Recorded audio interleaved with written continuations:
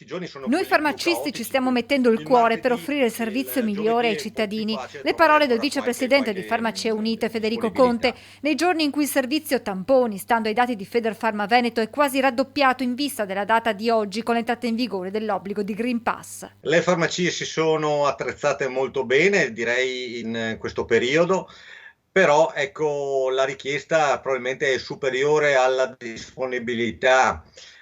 Questo crea naturalmente qualche disagio. Se ci fossero state prenotazioni ben congegnate, ben organizzate nei giorni precedenti, oggi anche quei piccoli problemi si sarebbero risolti, perché le farmacie si sarebbero attrezzate ancora meglio. Disagi causati soprattutto dalle prenotazioni dell'ultimo momento. Probabilmente qualcuno sperava di un cambio di rotta da parte del governo, di un allungamento della durata del Green Pass. Questo sicuramente ha creato delle aspettative che non ci sono state. Di conseguenza, poi, all'ultimo momento c'è stato un afflusso superiore alle aspettative nella richiesta dei tamponi.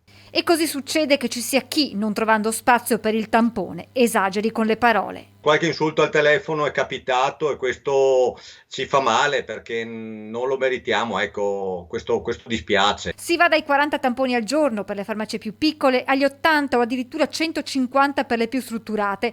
I farmacisti si sono organizzati con ulteriori spazi, assumendo nuovo personale, fissando appuntamenti anche il sabato pomeriggio o la domenica.